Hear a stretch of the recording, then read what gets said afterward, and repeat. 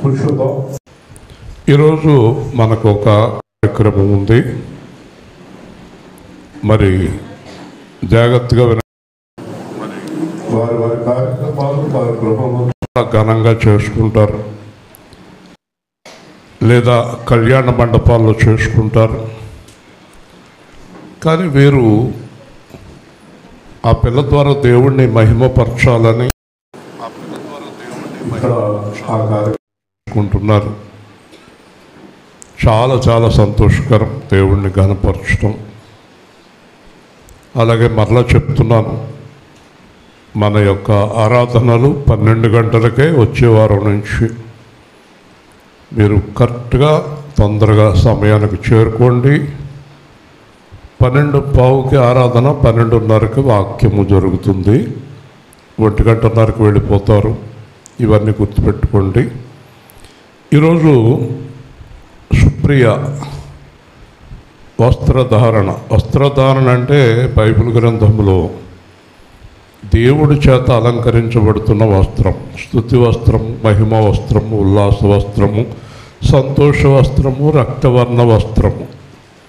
అంటే మనం మామూలుగా ఇచ్చే వస్త్రాల కంటే దేవుడిచ్చే రక్షణ వస్త్రము ఆ బిడ్డ జీవితాన్ని, ఆత్మను, శరీరాన్ని కాపాడుతుంది. హల్లెలూయా!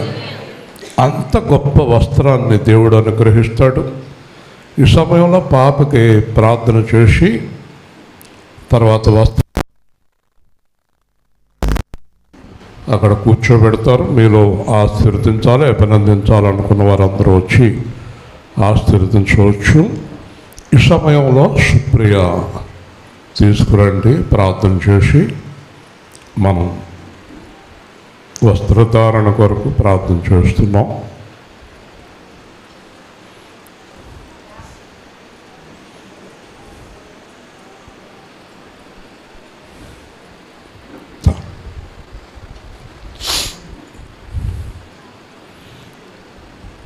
ధరింపు చేసే వస్త్రాలు తెచ్చారా? కూడా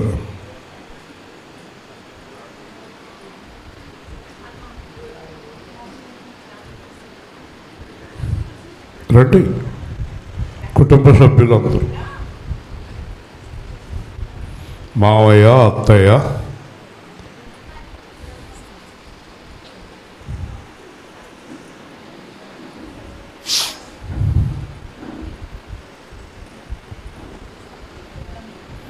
తీస్తున్నారా? వీడియో తీస్తున్నారా? రండి, పైకి వచ్చాడు. రమ్మా.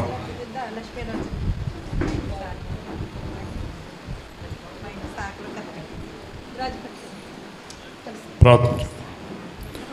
ప్రేమగల తండ్రి, ఈ కుమార్తెను నీకు అప్పగిస్తున్నాం.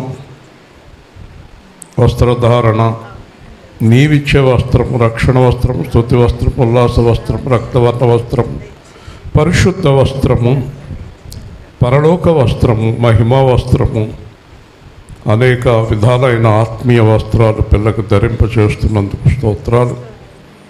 ఈ బిడ్డను పరిశుద్ధురాలుగా దీవించి మంచి భవిష్యత్తు అనుగ్రహించి, ఇలాగ నీ మందిరములో విశ్వాసుల ముందు నీ సన్నిధిలో ఈ కార్యక్రమం జరగటం నిజంగా ఎంతో సంతోషకరం, ఆహ్లాదకరం.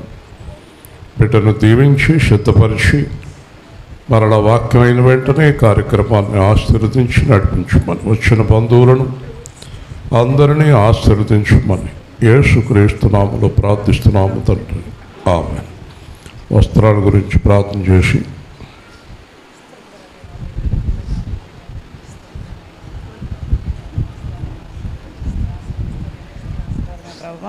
నాయన బిడ్డ మరి అన్ని విషయంలో మరి మీరు తోడేయండి. నీ జ్ఞానమందున వయస్సు అందరిని వర్ధిల్లడానికి నాయన ప్రభ మీ దయగల హస్తంతో దీవించి నూతన వస్త్రాలని ఆస్వాదించి నాయన మరి ధరిస్తుండగా తండ్రి, నేను నీ బిడ్డకు మీ కాపుదల ఉంచి సరసనం చరికాల వరకు నీ పరిశుద్ధ రక్తాన్ని ప్రోక్షించిన ఆయన తండ్రి పవిత్రంగా ఎదగడానికి, నీ జ్ఞానంతో ఎదగడానికి, నీ చిత్తంలో జీవించడానికి ఆ బిడ్డకు మీరు తోడయండి. సమస్తంలోనూ నాయన నీ అధికారం ఆ బిడ్డపై అనుగ్రహించి ఆస్వాదించి మహిమ పొందమని యేసయ్య పరిశుద్ధ నామం బట్టి అడిగి వేడుకొంచున్నాము పరమ తండ్రి. ఆమేన్.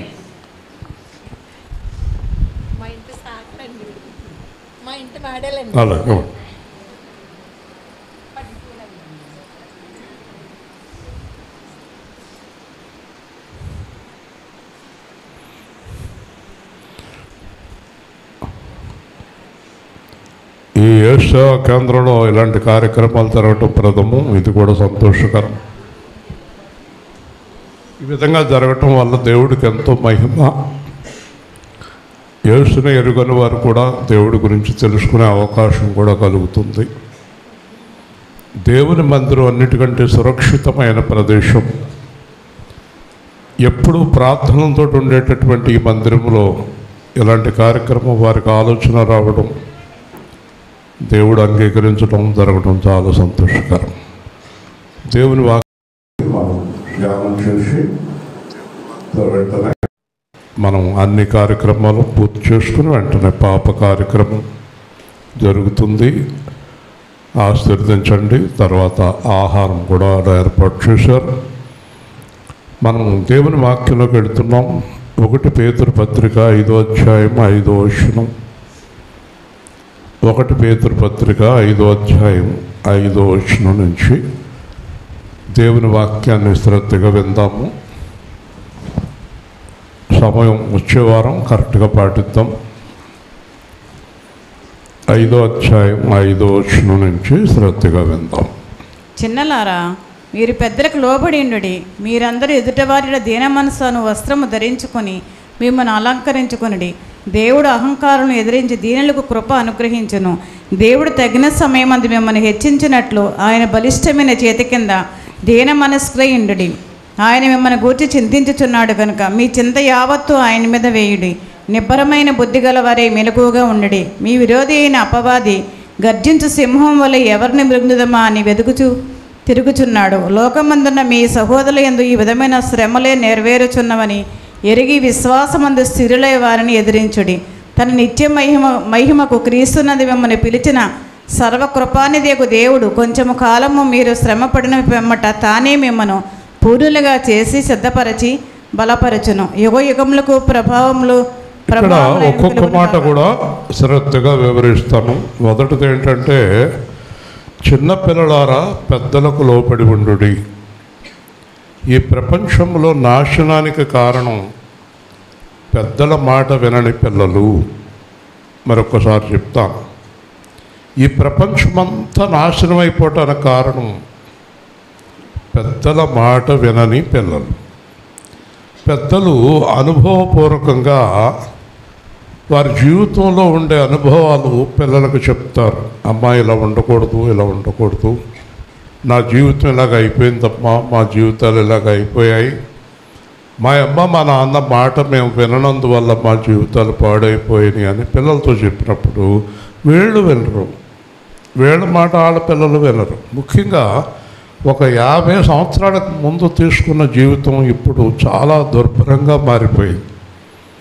50 ఏళ్ళ కిందట అంటే మా చిన్నతనంలో తల్లిదండ్రుల మాట అంటే చాలా భయం, మాస్టర్ అంటే భయం, అసలు ఎవరన్నా భయమే. ఈదిలోకి వెళ్తే భయం, ఇంట్లో ఉంటే భయం.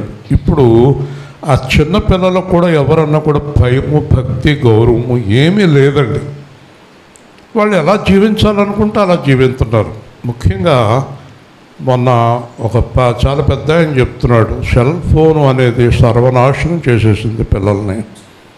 సెల్ ఫోన్ పిల్లల జీవితాన్ని సర్వనాశనం చేసేసింది. దాంట్లో దృశ్యాలు చూసి దొంగతనాలు, బూతులు, గొడవలు, అసహ్యమైన పనులు అన్నీ దాని ద్వారా నేర్చేసుకున్నారు. కాబట్టి బైబిల్ చెప్తుంది, పెద్దలకు లోబడి ఉండండి, పెద్దలకు లోబడి ఉండండి. సంఘము దేవుడికి దైవజనుడికి లోబడి ఉండే సంఘము ఎప్పుడు వర్తిల్లుతుంది. అలాగా ఆయన అంటాడు, ఎదుటవాని ఎడల దీన మనస్సు అనే వస్త్రము ధరించుకుని అలంకరించుకున్నాడు.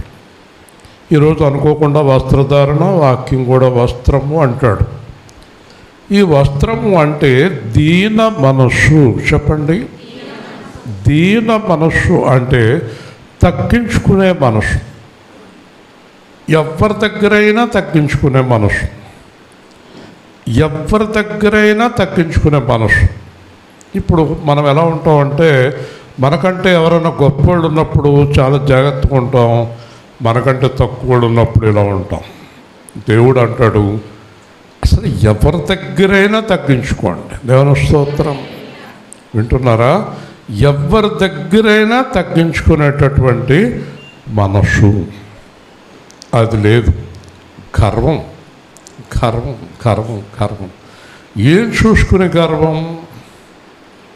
ఏం చూసుకునే గర్వం? నిన్న ఒక పెద్ద ఆయన, పేర్లు చెప్పను, ఒక పెద్ద ఆయన ఒక అతనికి సలహా ఇస్తున్నాడు.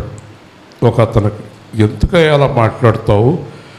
ఆయన ఎంతో అనుభవం కలిగినటువంటి వ్యక్తి, నువ్వు ఆయన్ని ఆడు ఈడు అంటున్నావు, అది నీకు చాలా చేటు చేస్తుంది, గౌరవించి మాట్లాడు. దేవుని స్తోత్రం. మాట్లాడితే ఆడు ఈడు అది ఇది ఏంటంటే ఈ సంభాషణలు? ఒకసారి ఆలోచించండి. దీన మనస్సు అంటే బాగా తగ్గించుకునేటటువంటి మనస్సు, బాగా తగ్గించుకునేటటువంటి మనస్సు మనకు కావాలని దేవుని వాక్యం సెలవిస్తుంది. ఈ రోజున ఎక్కడ చూసినా, ఎవరిని చూసినా తగ్గింపు అనేది లేదండి. చాలా చాలా గర్వం. ఒకసారి నేను 95 నవంబర్లో హరిశ్చంద్రప్రసాద్ గారి దగ్గరికి వెళ్ళాను. గృహప్రవేశానికి రండి అని పిలవడానికి. సరే లోపలికి రమ్మన్నారు, వెళ్ళని అన్ని వివరాలు చెప్పిన తర్వాత, మీ దగ్గర నేను ఇంజనీర్గా కొంతకాలం పనిచేశానండి, ఇల్లు కట్టుకున్నానండి, మీరు రావాలి అన్నా. ఆయన నుంచుంటావేంటి అబ్బాయి, కూర్చో అన్నాడు. పర్వాలేదండి, మీ ముందు కూర్చునే అంత ఇది కాదు, ఎందుకు కూర్చోకూడదు అని చేయి పట్టుకుని కుర్చీలో కూర్చోబెట్టాడు. సరే చెయ్యి పట్టుకుని ఆయన కుర్చీలో కూర్చోబెట్టి నా చెయ్యి అలాగే పట్టుకున్నాడు. నేను చెయ్యి తీసుకుందామన్నా ఆయన చెయ్యి వదులుతలేదు. గట్టిగా చెయ్యి పట్టుకుని నాతో చాలా ప్రేమగా మాట్లాడుతూ, మొన్నే బైపాస్ సర్జరీ చేయించుకున్నాను, సరిగ్గా ఆహారం అది వెళ్ళటం లేదు, నేను రాలేకపోతున్నాను, మా అసిస్టెంట్ పంపిస్తాను భోజనానికి, అలాగే నువ్వు ఇక్కడ చేసినప్పుడు చాలా బాగా చేసావు కదా, అప్పుడు నాకు గుర్తుంది, మంచిగా ఇల్లు కట్టుకున్నావు, మీ నాన్నగారు కూడా మా దగ్గర పనిచేసేవారు. ఇదంతా మాట్లాడి ఈ మధ్యనే నేను పుట్టపర్తి వెళ్ళాను, ఈ ఉంగరం ఇచ్చాడు. ఏంటి అని వదిలిపెడతలేదు, ఈ చేతిలోనే ఉంది.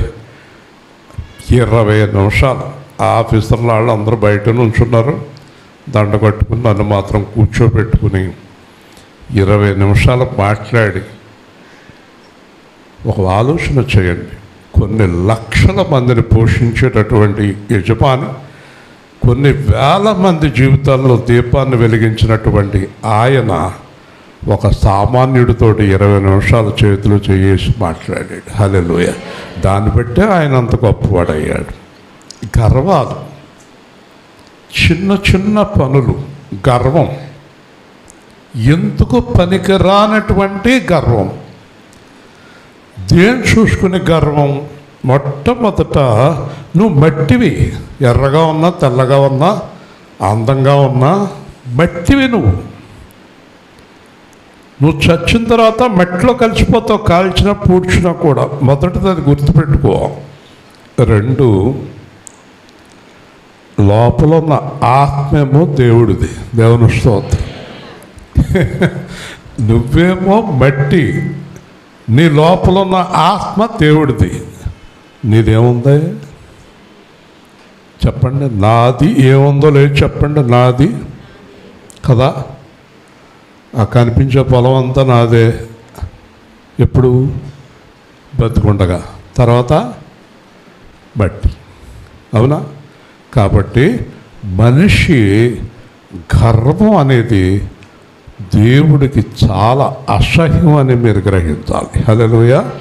అర్థమవుతుంది మీకు? మరి గర్వం అనేది తీసేసి దీన మనస్సు అలంకరించుకోండి. దీన మనస్సు అలంకరించుకోండి. వింటున్నారా? తెలుగుదేశంలో ఒక ఎంపీ గారు ఢిల్లీలో సైకిల్ మీద వెళ్తున్నాడు. ఆయన పార్లమెంట్కి సైకిల్ మీద. చంద్రబాబు నాయుడు గారు కూడా మొన్న అతన్ని అభినందించాడు. సైకిల్ మీద వెళ్తున్నాడు. సైకిల్ మీద వెళ్తుంటే ఎంపీ కాదా ఆయన? ఎంపీయేనా? సైకిల్ మీద వెళ్ళేదాన్ని బట్టి, కారు మీద వెళ్ళేదాన్ని బట్టి, విమానాన్ని బట్టి వెళ్ళేదాన్ని బట్టి, వ్యక్తిత్వాన్ని బట్టి గౌరవం కలుగుతుంది మనిషికి. దేవుని స్తోత్రం. డబ్బును బట్టి, హోదాలను బట్టి కాదు.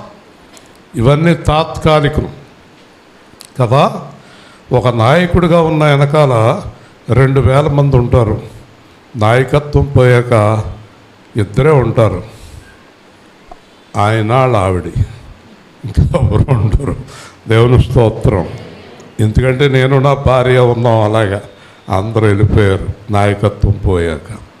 2, దేవుడు అహంకారులను ఎదిరించి దీనులకు కృప అనుగ్రహించు. దేవుడు గర్విష్ఠులకు వ్యతిరేకి. చెప్పండి, ఎవరికి అనుకూలం? తగ్గించుకునే వారికి అనుకూలం. మనకు చరిత్ర చెప్తుంది. మనం చరిత్ర చూస్తే కనుక గర్వించిన వాళ్ళందరూ తొక్కబడిపోయారు. దేవుని స్తోత్రం. గర్వం లేని వాళ్ళందరూ అభివృద్ధి అయ్యారు. గర్విష్ఠులు ఏమయ్యారు? తొక్కబడ్డారు. హల్లెలూయా. ఇంతకీ గర్విష్ఠులు తొక్కేది ఎవరు? దేవుడు. మరి దీనులను పైకి లేవనెత్తేది ఎవరు? దేవుడు. ప్రతి మనిషి ఒక విషయాన్ని గుర్తుపెట్టుకోవాలి. మనందరికీ పైన, బాగా పైన, మహాకాశాలు దాటి దేవుడు ఉన్నాడని గుర్తుపెట్టుకోవాలి. హల్లెలూయా. హల్లెలూయా చెప్పండి. దేవుడు లేడు అనుకుని నీ ఇష్టం వచ్చినట్టు జీవించొద్దు. దేవుణ్ణి ఎరుగని వారికి, ఎరగని వారికి కూడా దేవుడు ఉన్నాడు. ఎలాగా? ఏం చెప్పింది బైబిల్? ఏమన్నాడు? అందరికీ సూర్యుడు ఉదయిస్తున్నాడు, అందరికీ చంద్రుడు చల్లదనాన్ని ఇస్తున్నాడు, గాలి అందరికీ వస్తుంది, వర్షం అందరి మీద పడుతుంది. ఇక్కడ చెడ్డోడని, మంచోడని, ఎరుగున్నవాడని, ఎరగనవాడని తేడా ఏమనుందా? అందరికీ అనుగ్రహిస్తున్నాడు. హల్లెలూయా. కాబట్టి దేవుడు అనేవాడు అందరికీ ఒక్కడే. ఈ విషయాన్ని మనం గ్రహించాలి. దేవుని యందు భయభక్తులు గలవాడు ఎప్పుడూ ఆశ్చర్యపడతాడు. మరి దేవుని యందు భయభక్తులు గలవాడు ఏం చేయడండి? అందరూ చెప్పాలి. పాపం చేయడు, మోసం చేయడు, ఎవరిని మోసం చేయడు, ఎవరిని ద్వేషించడు, ఎవరిని అసూయ పెట్టుకోడు, కక్ష పెట్టుకోడు, అందరూ బాగుండాలి అని అనుకుంటాడు. ఎవరు? దేవుని యందు భయభక్తులు గలవాడు. కాబట్టి దేవుడు తగిన సమయమందు మిమ్మల్ని హెచ్చించినట్లు ఆయన బలిష్టమైన చేతి క్రింద దీన మనస్కులై ఉండుడి. అందరూ ఒక మాట గుర్తుపెట్టుకోండి, తగిన సమయము. చెప్పండి. ఇప్పుడు చెప్పండి, ప్రపంచంలో సమయం అనేది చాలా గొప్ప శాస్త్రవేత్తల చేతిలో, లేదా అమెరికా అధ్యక్షుడి చేతిలో, లేదా భారతదేశ ప్రధానమంత్రి చేతిలో, లేదా ప్రపంచంలో ఎవరి చేతిలో అయినా సమయం ఉందా? దేవుడి చేతిలో ఉందా? చెప్పాలందరూ. ఎవరి చేతిలోని? కరోనా వస్తే ఎవరు ఆపగలిగారు? ఆపగలిగారా? ఆ మరణాలు ఆపగలిగారా? ఆ భూకంపాలు ఆపగలిగారా? ఆ వరదలు ఆపగలిగారా? కాబట్టి ఇక్కడ అంటున్నాడు, సమయము దేవుడి చేతిలో ఉంది. కాబట్టి నువ్వు జాగ్రత్తగా అంటూ ఉంటే, భయభక్తులు కలిగి ఉంటే, ఎప్పుడు దేవుని ఎడల భయం కలిగి ఉంటే, నువ్వు ఏ స్థితిలో ఉన్నా ఆ కరెక్ట్ టైంలో నిన్ను తీసుకెళ్ళి అక్కడ కూర్చోబెడతాడు. హల్లెలూయా. గట్టిగా చెప్పాలి. ఎవరిని ఎక్కడ కూర్చోబెట్టాలో ఆయనకి బాగా తెలుసు. ఎవరికి ప్రధానమంత్రి ఇవ్వాలో, ఎవరికి ముఖ్యమంత్రి ఇవ్వాలో, ఎవరికి కలెక్టర్ ఇవ్వాలో, ఎవరికి అధ్యక్షుడు ఇవ్వాలో, ఎవరికి చిన్న పదవి ఇవ్వాలో, ఎవరికి పెద్ద పదవి ఇవ్వాలో, దాని గురించి బైబిల్ ఏం చెప్తుందంటే కుమ్మరి కుమ్మరి కుమ్మరి పాత్రలు చేస్తున్నాడు. అంతా మట్టితోటే కదా. కుమ్మరి ఒకసారి 2 పాత్రలు చేశాడు. ఈ 2 పాత్రలు రాజుగారి దగ్గర నుంచి మంత్రి వచ్చి పెట్టుకెళ్ళాడు. ఆ పాత్రలు ఒక పాత్ర ఆయన యొక్క పడక గదిలో పక్కన సువాసన వెదజల్లే పువ్వులు పెట్టడానికి ఒక పాత్ర పెట్టారు. ఒక పాత్ర దాంట్లో కొద్దిగా పట్టి ఇసుక లాంటిది వేసి ఒక పాత్రను ఉమ్ము వేయటానికి పెట్టారు. ఈ 2 పాత్రలో ఒక పాత్ర ఏమైంది?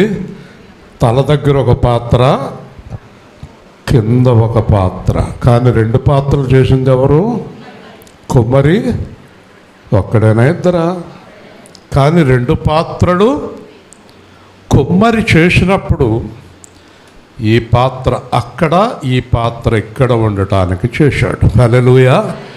అలాగే దేవుడు అందరినీ ఇష్టమైన పాత్రలుగా చేశాడు. హల్లెలూయా. నేను ఒక మాట అడుగుతాను, ఎవరు అక్కర్లేదు మనకే? ఎవరు అక్కర్లేదు మనకే?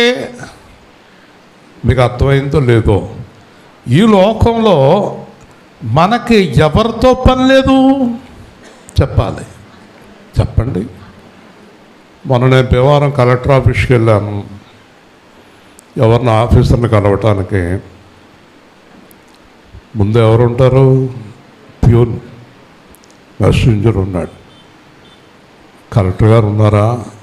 లేరండి, 3 గంటలకు వస్తారు. ఆఫీసర్ గారు ఉన్నారా? ఉన్నారు, వెళ్ళి కలవండి. మీరెవరు? పేరు రాసి ఇవ్వండి. నీకెంతగా నేను డైరెక్ట్గా ఆఫీసర్ దగ్గరికి, డైరెక్ట్గా కలెక్టర్ దగ్గరికి వెళ్ళిపోతానండి. వెళ్ళిస్తారా అంటే ఇప్పుడు ఆ ప్యూన్ అవసరం ఉందా? మాట్లాడరేంటి?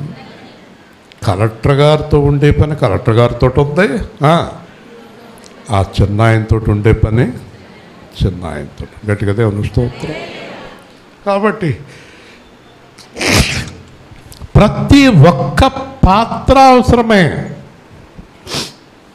మేము సువార్త చేస్తున్నాం. ఆటో తోలే ఆయన కావాలి, బస్సు తోలే ఆయన కావాలి, మైక్ పెట్టే ఆయన కావాలి,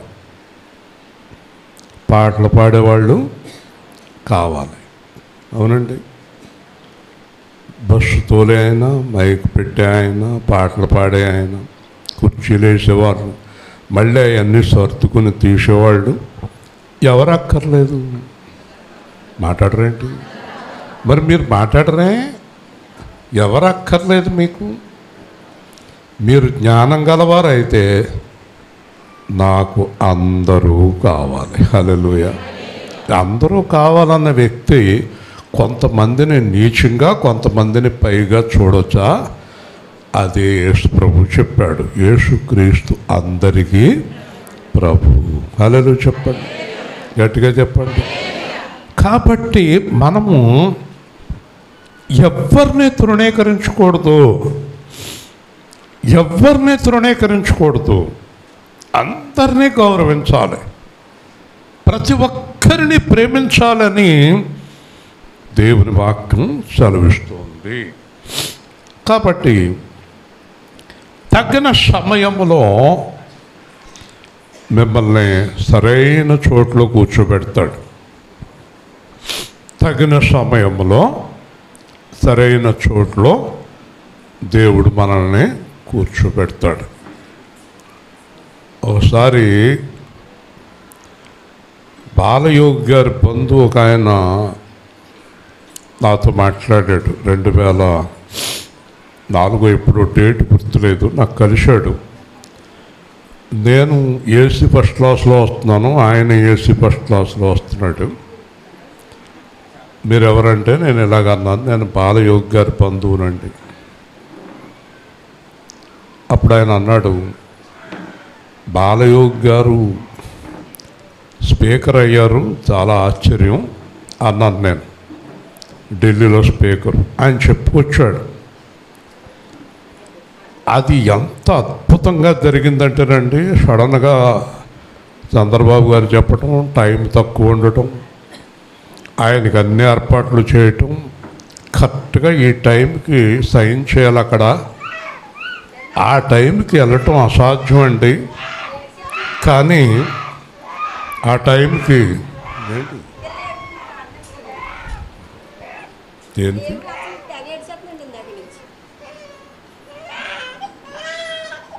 సరే, అది ఏదైనా ఆకలి అవుతుందండి. చూడండి,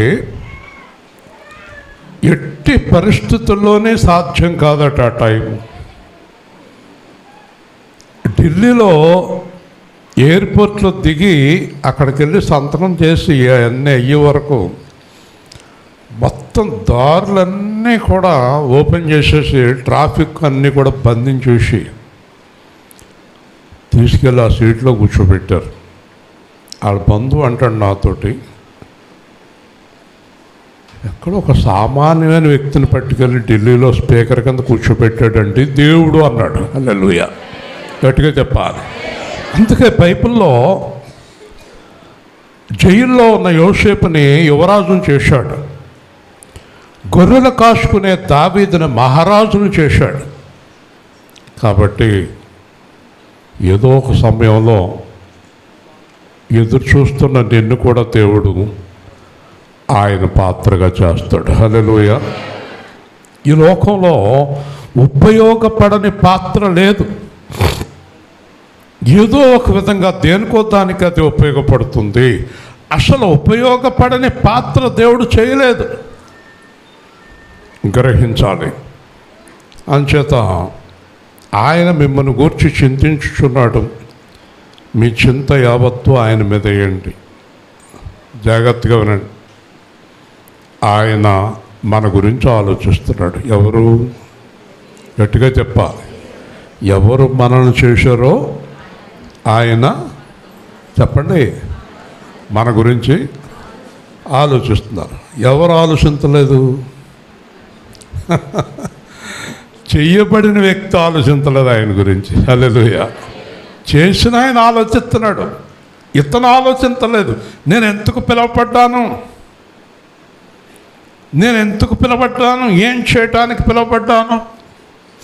బైబిల్ ఇంకో మాట ఉంది, చేయుటకు దేవుడు నీకు ఇచ్చిన పనిని విసుగుకొనక ఆ పనిని శ్రద్ధగా చెయ్యి, అప్పుడు దేవుడు నిన్ను హెచ్చిస్తూ ఉంటాడు. హల్లెలూయా. ఇదేం పని, ఇదే పని అని అనకు.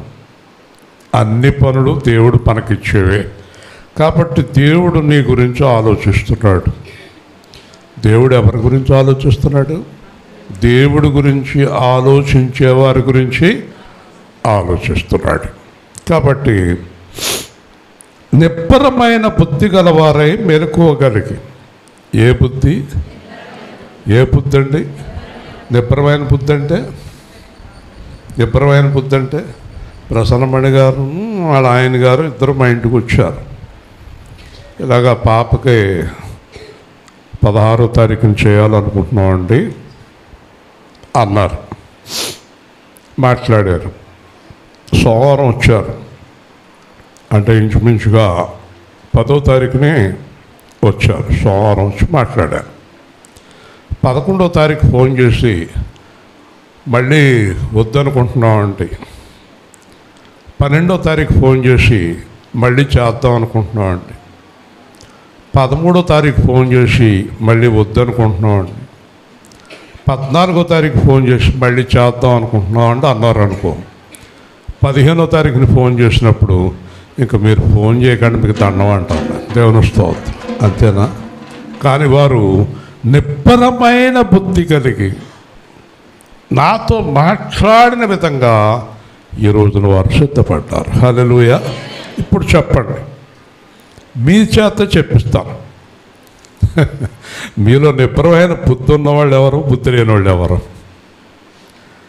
ఓకే, ఇంకా లోతుగా చెప్తాను. నా మీద నేను ఒక మాట ఇస్తే తిరుగులేదంటే నా మీద ఆధారపడవచ్చు అన్నవారు కూడా చేసి చెప్పించండి. అంటే మిమ్మల్ని నమ్మి ఏం చేసినా కొంప మునిగిపోద్ది అన్నమాట. అంతేనా? చెప్పండి. మరి నిబ్బరమైన బుద్ధి లేని వాళ్ళ వల్ల ఎన్ని కష్టాలు. ఒక ఆయన అంటాడు, ఎప్పుడు రేపే మొదలెడతానంటాడు. రేపే జీవితమే అయిపోయింది. రేపు నిబ్బరమైన బుద్ధి లేదు. కొంతసేపు ఒక ఆలోచన. ఒకరోజు ఒక ఆవిడ ఫోన్ చేసి, ఇంకా నేను బతకడం అనవసరం అండి అంది. సరేనమ్మా అన్న. మళ్ళీ రెండు రోజుల తర్వాత నేను బతకాలనుకుంటున్నానంట. అమ్మ ఇంకోసారి ఫోన్ చేసి బతకూడదని చెప్పకమ్మా, అసలు అది నా గురించి చెప్తున్నావు నీ గురించి చెప్తున్నావు అంటే ఒకటి వస్తుంది నాకు. దేవుని స్తోత్రం. హల్లెలూయా. నిబ్బరమైన బుద్ధి లేని భర్తతో భార్య కాపురం చేయలేదు. నిబ్బరమైన బుద్ధి లేని భార్యతో భర్త కాపురం చేయలేడు. నిబ్బరమైన బుద్ధి లేని పాస్టర్ గారి సంఘంలో విశ్వాసులు కూర్చోలేరు. నిబ్బరమైన బుద్ధి లేని యజమాని దగ్గర నౌకరు పని చేయలేడు. నిబ్బరమైన బుద్ధి లేని వాళ్ళ దగ్గర ఎవరు ఉండలేరు. అందరికంటే స్థిరమైన నిబ్బరమైన బలమైన బుద్ధి గల యేసుక్రీస్తు దగ్గర మనము నిబ్బరంగా ఉండాలి. హల్లెలూయా. నిబ్బరంగా ఉంటేనే కదా ఏదైనా చేయగలుగుతాడు. అంతేనండి, నిబ్బరంగా ఉంటేనే కదా. మరి మనకి ఎవరైనా ఏదైనా చేయాలంటే మన మీద ఏం కలగాలి? వాళ్ళకి నమ్మకం కలగాలంటే ఏ బుద్ధి ఉండాలి? నిబ్బరమైన బుద్ధి. మెలకువ. మెలకువ అంటే ఏంటి?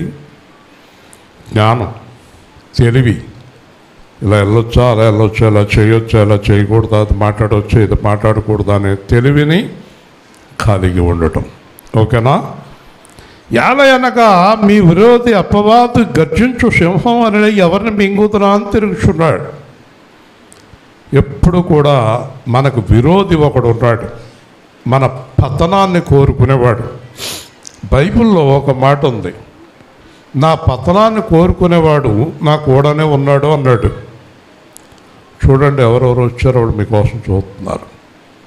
నా పతనాన్ని కోరుకునేవాడు నా కూడానే ఉన్నాడు అన్నాడు. ఎవరయ్యా? బైబిల్లో ఉంది. నా పతనాన్ని కోరుకునేవాడు నా కూడానే ఉన్నాడు అన్నప్పుడు ఎవరయ్యా అని అడిగితే నాతో ఉన్న నా స్నేహితుడే అన్నాడు. హల్లెలూయా. చూసారా? పతనాన్ని కోరుకునే మనిషి కూడానే ఉన్నాడంట, స్నేహితుడిగా ఉన్నాడంట, స్నేహం చేస్తున్నట్టు కనపడ్డాడంట. చివరికి పతనం చేశాడంట. చూసారా? ఎవరిని మింగుతున్నా అని తిరుగుతున్నాడు. కాబట్టి మెలకువగా, చెప్పండి ఎలా ఉండాలి? మెలకువగా జాగ్రత్తగా చూసుకోవాలి. చుట్టూ నీ ఇంట్లో వారి వల్ల నీకు అపాయం రావచ్చు, నీ ఇంట్లో వారి వల్ల నీకు మరణం రావచ్చు, నీ ఇంట్లో వారి వల్ల నీకు కీడు రావచ్చు కదండి. నా దగ్గర ఇంత డబ్బు ఉంది, ఏం చేయాలో అర్థం అవ్వట్లేదంటే కనుక అది ఒక ప్రమాదంగా మారవచ్చు. వినాలి దేవుడి మాటలు. లోకమందున్న మీ సహోదరుల యందు ఈ విధమైన శ్రమలే నెరవేర్చున్నవని ఎరిగి విశ్వాసమందు స్థిరుడై వారిని ఎదిరించండి. డిటర్మినేషన్, నిర్ణయం. ఒక 5-10 నిమిషాలు అయిపోద్ది మన వాక్యం. నిర్ణయం. నిర్ణయం ఏంటా నిర్ణయం? నేను ఎవరికి హాని చేయను, నేను తప్పు చేయను, నేను పాపం చేయను, నేను ఎవరిని విమర్శించను, ఎవరిని ద్వేషించను, ఎవరిది కోరుకోను, ఎవరిది నాకొద్దు, నేనే తప్పు చేయను, నేను యథార్థంగా ఉంటాను. చూసారా పిడికిలు ఎలా బిగించాను? పనికి మనలాంటికి కాదు పిడికిలు బిగించడం. దేవుడికి ఇష్టమైన జీవితం జీవితానని పిడికిలి బిగించాలి. హల్లెలూయా. నా జీవితంలో నేను ఎవరికి హాని చేయను, నేను ఎవరికి మోసం చేయను. నిర్ణయం, ఈ నిర్ణయం తీసుకుంటే దేవుడు నీ పక్షంగా యుద్ధం చేస్తాడు. హల్లెలూయా. నీతిమంతుని దేవుడు ఆకలికి వననివ్వడు, పడిపోనివ్వడు, కూలిపోనివ్వడు. నిర్ణయం తీసుకోండి, ఆ నిర్ణయమే మీకు ఆశీర్వాదం అవుతుంది. కాబట్టి తన నిత్య మహిమకు క్రీస్తునందు మిమ్మల్ని పిలిచిన సర్వకృపానిధిగు దేవుడు కొంచెం కాలం మీరు శ్రమపన్ని పిమ్మట పూర్ణులుగా చేసి స్థిరపరచి బలపరచు. కొంతకాలం శ్రమలు, కొంతకాలం బాధలు, కొంతకాలం పరీక్షలు. ఒకరోజు ఇంజనీరింగ్ ఫైనల్ ఇయర్లో మా లెక్చరర్ గారు చెప్పారు, జాగ్రత్తగా చదవండిరా నాయన, ఈ పరీక్షలు అయిపోయాక మీకు ఇంక పరీక్షలే ఉండవు, చక్కగా ఉద్యోగంలో జాయిన్ అయ్యి హాయిగా జీవించవచ్చు. అలాగే దేవుడు కూడా కొంతకాలం మనకు పరీక్షలు పెడతాడు. నిలబడతామా లేదా, పడిపోతామా, అన్నీ కొద్దిగా ఇచ్చి చూస్తాడు, ఎలా కాపాడుకుంటున్నారని పరీక్షిస్తాడు. మనం అన్ని పరీక్షల్లోనే పాస్ అయిన తర్వాత ఇంకా పరీక్షలు ఉండవు, శాశ్వతంగా ఆనందమే అనుగ్రహిస్తాడు. హల్లెలూయా. పరీక్ష కాలం పూర్తి అయిపోయాక మళ్ళీ పరీక్ష పెట్టడు. మనలాగా అస్తమానం దేవుడికి సందేహం రాదు. ఒకసారి దేవుడు నిర్ణయం తీసుకున్నాక మార్చుకోడు. ఇశ్రాయేలు సేవ నుంచి తప్పించేద్దామని ఇంక అనుకోడు ఆయన. ముందే ఆలోచిస్తాడు. మీరు కూడా ముందు ఆలోచించుకోవాలి, తర్వాత మారకూడదు.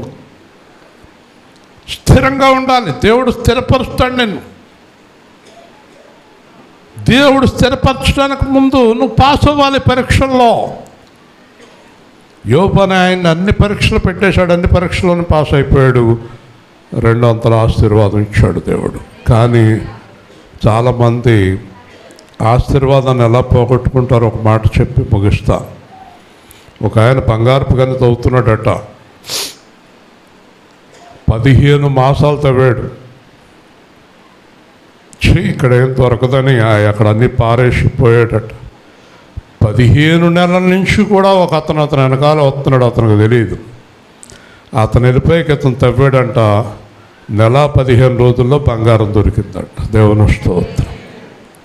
ఇంకొక 45 రోజులు అతనికి ఓపిక లేదు, వెళ్ళిపోయాడు. అలాగే చాలామంది జీవితాల్లో ఓపిక లేక అన్నీ పోగొట్టుకుంటారు. ఓర్పు కావాలి. ముగింతున్నాను. మంచితనంగా, యథార్థంగా, ఎవరికి హాని చేయకుండా, నీతి తప్పకుండా, నువ్వు పరిశుద్ధంగా దేవుడికి భయపడి జీవించినప్పుడు ఆలస్యమైన ఒకరోజు నీకు సంపూర్ణ ఆశీర్వాదం దేవుడిస్తాడు. హల్లెలూయా.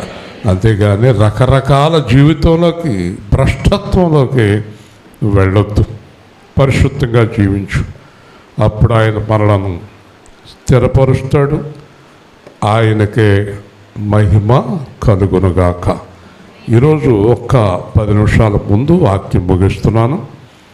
కార్యక్రమం మరి దేవుని యందు జరగాలని వారు ఆశించారు. కాబట్టి మనం ప్రార్థన చేసుకుని త్వరగా కానుక సమర్పణ చేసుకుని పాప కార్యక్రమాన్ని ఆశీర్వదిద్దాం. ప్రేమగల తండ్రి, జీవాధిపతి అయిన ప్రభువా, ఈ దిన ధ్యానాల్లో మీరు మాకు తోడయుండి నడిపించినందుకు స్తోత్రాలు. నాయన, అందరినీ దీవించండి, ప్రత్యేకంగా కుమార్తెను దీవించండి. అలాగ మీ చేతి కింద దీన మనస్కులై ఉండే కృప మాకు అనుగ్రహించండి. ఇక్కడ నిన్ను ఎరుగని వారు కూడా వచ్చారు, వారు కూడా నిన్ను గ్రహించినట్లు హృదయం తెరవండి. కార్యక్రమాన్ని దీవించండి. యేసు నామములో ప్రార్థిస్తున్నాము తండ్రి, ఆమేన్. త్వరగా కానుక సమర్పణ. ఈ లోపల మీరు పాప